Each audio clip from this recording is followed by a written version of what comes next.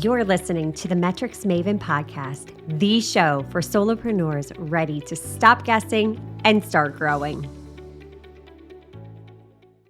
You know that moment when you finally sit down to check your metrics and your stomach just drops. The numbers load on the screen and you feel your heart skip a beat. You might see that your sales dipped, engagement tanked, maybe your expenses crept up higher than your income.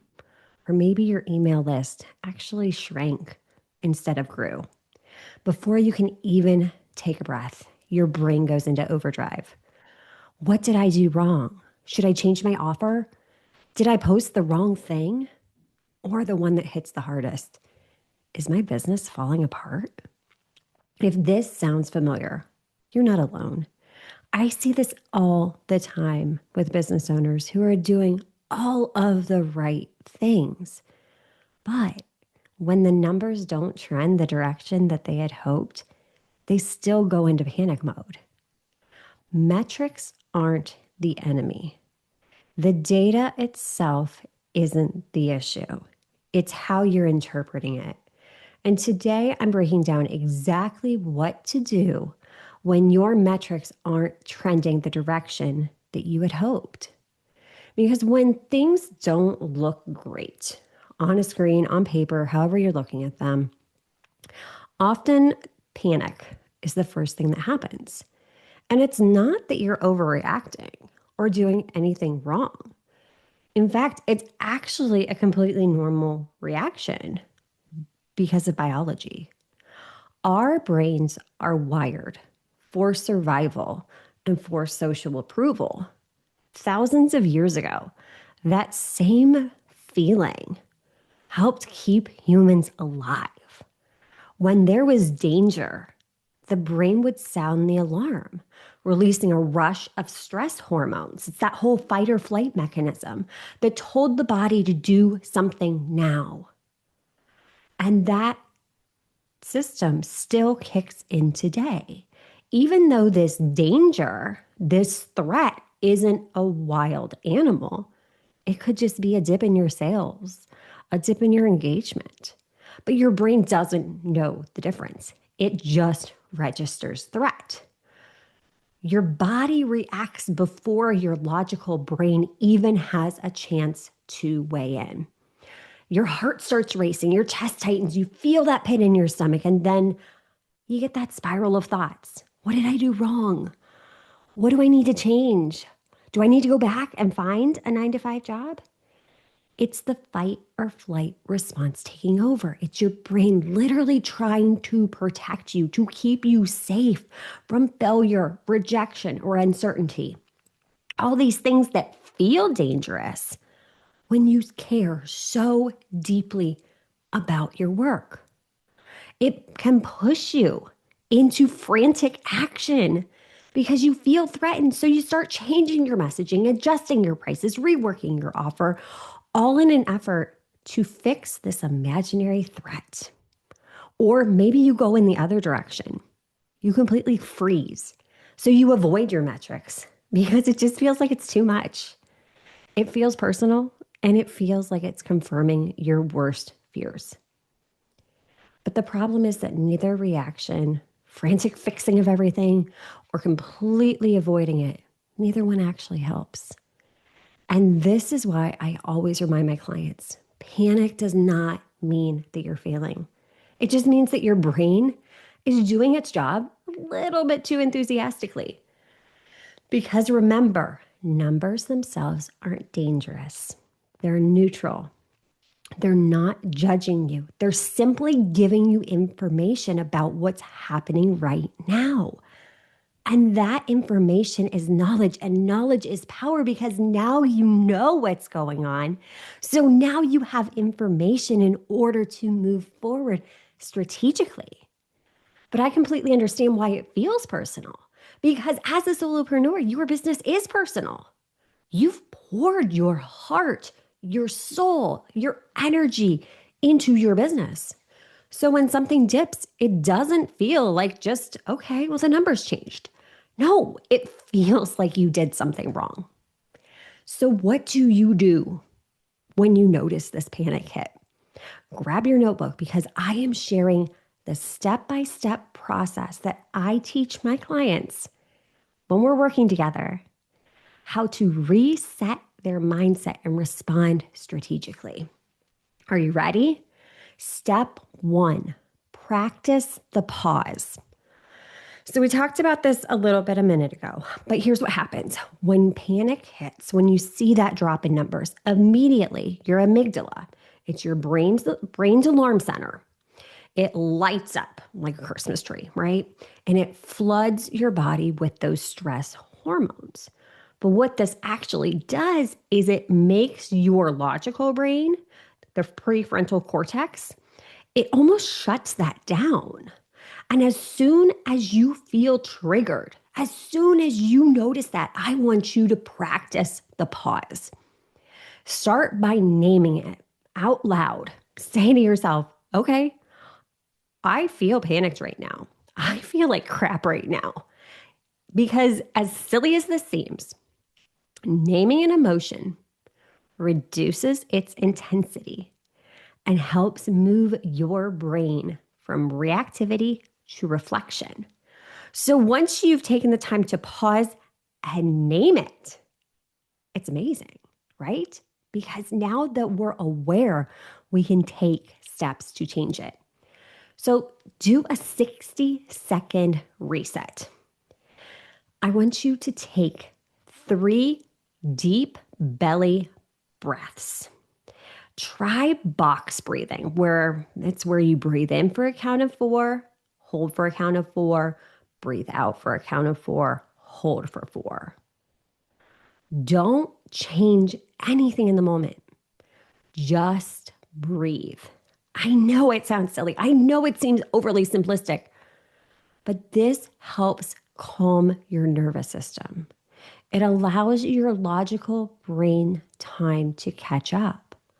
It gets your body out of that high threshold state that it's in of panic and lets it down regulate so that your logical brain can catch up. So we've named it, we've breathed. Now I want you to make sure you give yourself a non-negotiable hold. What do I mean by this? Do not change your offers, your prices, your messaging. Don't make decisions, no major decisions for at least 24 hours. Why? Because when we're in that heightened state, again, our logical brain's not thinking straight. And it keeps us from making emotional reactions and decisions that could end up causing more problems. So give yourself that space. You've acknowledged it, you've calmed down your nervous system, and just really hold to that boundary. Just know this is just a reaction. This is just your brain keeping you safe. Anchor yourself back to the present moment. And once you've done that, get up and move. When you get news like that, when you see that things aren't trending the direction that you want, stand up, stretch, walk around the block if you can. Movement helps clear out that immediate physiological rush. These simple steps get the cortisol and adrenaline back down to baseline so you can actually look at the data instead of being hijacked by fear. So step 1, practice the pause. Step 2, get curious. Panic asks, what did I do wrong? But curiosity asks, what's actually happening here? Curiosity creates clarity. It shifts you from emotional reaction to strategic action by helping you find answers instead of spiraling into self-blame and self-sabotage. So how do we do this? Once we've downregulated our nervous system, we've practiced the pause, what we want to do is get the facts. I want you to go into detective mode and I want you to collect the information. Look back. What changed? What metric? By how much? When did it start? Start looking for the connection between actions and outcomes. This is cause and effect. So if you notice your reach is dipping, check how your posting frequency, message, or call to action changed. Maybe you were posting at a different time of day. Maybe you weren't showing up. It's typically the smallest little shifts that cause the biggest ripple. Look at the time frame. Look at the timeline. Were you posting less often? Were you launching something new? Did you stop doing ads? Did you update your website? Ask those questions. What is the story behind this data that I'm seeing? Is this part of a bigger problem? Or could this even be just a technical issue? I cannot tell you how many times I have worked with people, and it wasn't that their launch was failing, it's that they had broken links. And simple tech errors can really throw you off. So take the time to dig in and investigate, and then really get curious. Form a hypothesis. Okay, so knowing this, if I do this, then this will happen. So, for example, if I clarify my call to action, my discovery call bookings may increase in 2 weeks. Test it out. That's all your business is an experiment. And when you can embrace that curiosity, it is so powerful. So, step 2 was get curious. And finally, step 3, zoom out and look for patterns. Because now that you've grounded yourself, gotten curious, it's time to step back and look at the big picture. I want you to start looking at data over the past 3 to 6 months to look at the overall picture. And I'll tell you what, you already have it. Even if you haven't been tracking it, go into any platform and it's all right there for you. And I want you to start looking at the big picture. If you notice that this dip is just a one-time thing, it's probably nothing to really actually stress about. But if you start seeing the same pattern repeating, that's where you really want to dig in so that you can actually make meaningful changes, strategic changes, not just these emotional, rash decisions. Because a dip doesn't always equal a downturn. Maybe it's a seasonal slowdown. Maybe it's a natural lag between marketing and conversions. Maybe your audience is just in a different buying cycle right now. But when you look at the big picture, you'll often realize it's not a crisis. It's just a phase in that business rhythm. And one slow week, one slow month doesn't necessarily mean that anything's wrong. It doesn't mean that your audience doesn't care. What matters most is that big picture. It's the trend over time. So the key here is you want to zoom out before you zoom in. And you really want to get, again, like we talked about in our last point, get curious. Some really common causes are things that happen all the time. Seasonality, holidays. For some of my clients, their sales slow down significantly during the summer because they've got their kids home. Have you started a campaign, end a campaign?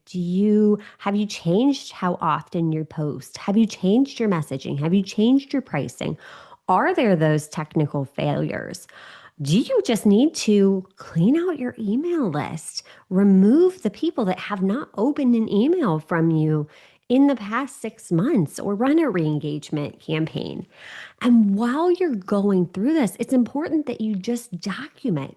You document everything, because what this allows you to do is it allows you to see that pattern over time. Zooming out really helps you prevents you from solving the wrong problem, because a lot of times you're trying to work and solve problems that aren't actually problems in the first place. I recently worked with a coach who was in full-on panic mode because her discovery calls had dropped off from 10 a week to 4 a week. She was ready to burn it all down. And we've all been there, right? She was going to do the rebrand, rewrite her content, change her messaging, overhaul her offer. But we walked through this. We paused. We downregulated. And we got really, really curious. And when we looked at her metrics, we realized that her audience engagement hadn't dropped at all. Her open rates were the same. Her leads were the same. What was the difference? It was the week of Thanksgiving. Her ideal clients were with their families, not scheduling calls. But within 2 weeks, she was back up at 10 calls again. No major changes. She wasn't fixing anything. It was just context. And if she would have reacted out of panic, she would have wasted weeks, maybe months, fixing something that wasn't even broken. Context changes everything. Simple is sustainable, and sometimes the simplest explanation is that nothing is wrong at all. You'll often find that dips make sense when you zoom out, because every single business, no matter what stage of business you're at, it has a rhythm. It has highs, it has lows, it has everything in between. Progress happens in waves. And just like working out, you don't expect that you have this new milestone accomplishment every single week. No, it's a rhythmic flow. There's that ebb and the flow. But at the end of the day, your metrics reflect the season that you're in, not your worth as a business owner. And when you understand your business's rhythm, those dips stop feeling scary and start feeling predictable. Because context is everything. A single week of slow numbers does not define your business. So the next time your numbers aren't trending the way you want, I encourage you to pause. Take a deep breath, get curious, and then zoom out to look at the big picture. Ask yourself, what is the data actually telling me? And what's the story that my brain's trying to tell me that might not be true? Because your numbers aren't here to judge you. They're here to guide you, to empower you, to help you. And when you start to embrace your metrics and view them with curiosity instead of panic, you make better decisions, create sustainable business growth, and stop wasting energy on solving the wrong problem. Because when you understand those metrics, you stop guessing and start growing with clarity, confidence, and ease. If this episode resonated with you, this is exactly what I love helping clients with one-on-one and inside my signature program, Metrics Mastery. You can get started for free at amytraw.com. And until next time, stop guessing and start growing. Hey, before you go, if you're loving the podcast, hit subscribe so you never miss an episode. And if you know a fellow solopreneur who's ready to break through their sales plateau, send this episode their way.